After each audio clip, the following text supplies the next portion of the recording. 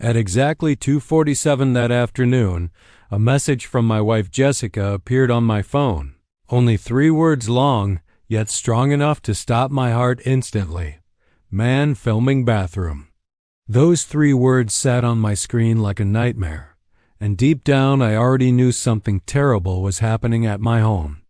I was 15 minutes away at work, yet somehow I was already sprinting toward my truck before my brain finished processing the meaning behind those 3 horrifying words. My wife, our bathroom. A stranger standing outside our house filming her through the window while she believed she was completely safe inside our home. I called Jessica immediately while driving, my hands shaking violently on the steering wheel as fear, rage, and disbelief collided inside my chest. "Jess, are you okay? Where are you right now?" I asked urgently, trying to sound calm even though my heart was pounding uncontrollably. "I'm in our bedroom with the door locked," she whispered, her voice trembling with shock and fear. "Calvin, I was getting out of the shower and saw a man outside the bathroom window holding a camera. I grabbed a towel and ran," she continued quickly. "There's a ladder against the house and he's still outside." My stomach twisted violently as the reality sank in. Someone was standing outside my house filming my wife through our bathroom window. My name is Calvin Rodriguez. I'm 37 years old and a police sergeant with the Tampa Police Department. And someone had just violated my wife in the most personal way imaginable. The rage that hit me was so intense I had to force myself to breathe slowly just to think like a cop. Because if I reached home and that man was still there, I truly did not trust what I might do. "Jess, stay in the bedroom," I ordered firmly, forcing my voice into calm command mode. "Lock the door, stay away from the windows, and do not go outside under any circumstances." Then I called police dispatch while pushing my truck faster down the road toward our house. "This is Sergeant Rodriguez, badge 7432, I said quickly into the phone. "I need units immediately at 2847 Cypress Grove Drive. Male suspect filming my wife through our bathroom window. He has a ladder and professional camera. Suspect currently still on scene." The dispatcher's tone instantly changed from routine to urgent after hearing the situation. "Units are responding now, Sergeant Rodriguez. Estimated arrival 3 minutes. Please wait for backup before engaging the suspect." But I was already turning onto my street. 3 houses away, a white van was parked along the curb with bold lettering on the side. Sunset Ridge HOA Inspection Services. My heart pounded harder as I saw a ladder leaning against the side of my house. Halfway up that ladder stood a man wearing a sleeveless tactical vest holding a professional camera pointed directly into my bathroom window. Every instinct inside me exploded at once. Police training screamed to wait. Husband instincts ignored it completely. I slammed my truck door and sprinted toward the house. "Tampa Police. Get down from that ladder right now," I shouted furiously. The man turned instantly, panic spreading across his face when he saw my badge and weapon. He started climbing down quickly, but he was already too late. The moment his feet touched the ground, I had him slammed against the wall of my house. "You were filming my wife through that window," I growled through clenched teeth. "You're under arrest for video voyeurism and invasion of privacy." Before he could answer, 2 more men ran around the corner of the house wearing similar tactical vests.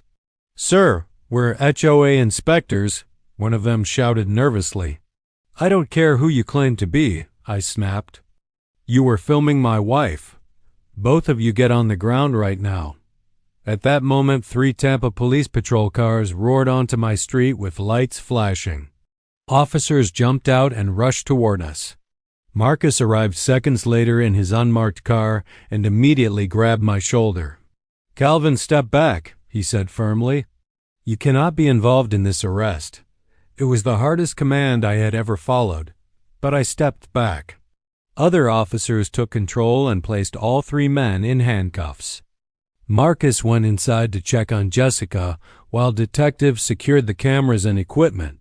Within 1 hour, investigators discovered something far worse than we imagined.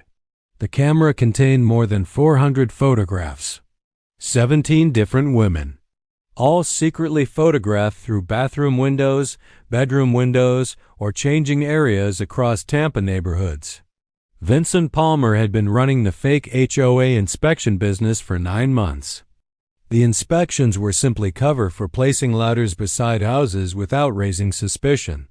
From those ladders, they secretly filmed women inside their homes, then sold the images online for money, $6 per photo. Over $70,000 earned from violating strangers. Buyers were located in 17 different states and several foreign countries. The FBI quickly opened a federal investigation. Interpol became involved to track international buyers. Every one of the 17 victims was contacted by detectives. Every one of them believed the inspections were legitimate HOA work. None of them knew they were being filmed. Jessica struggled with the trauma afterward. She checked every window repeatedly before showering. She refused to change clothes without curtains fully closed. The sense of safety inside her home had been shattered, but the investigation only grew stronger.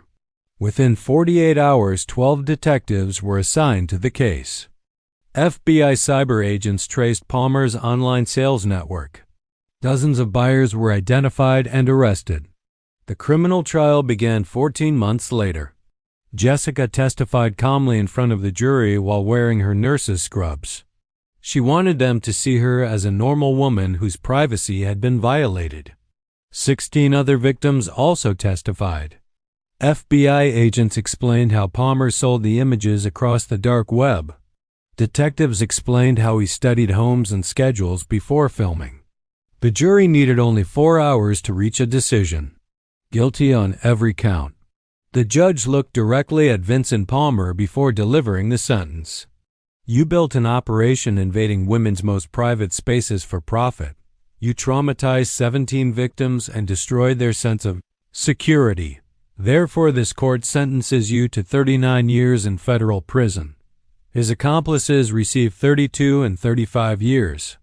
All three were permanently registered as sex offenders. Their names and crimes became public record forever. But the consequences did not stop there. The FBI released the identities of buyers who purchased Palmer's illegal photos. 43 arrests followed across the country.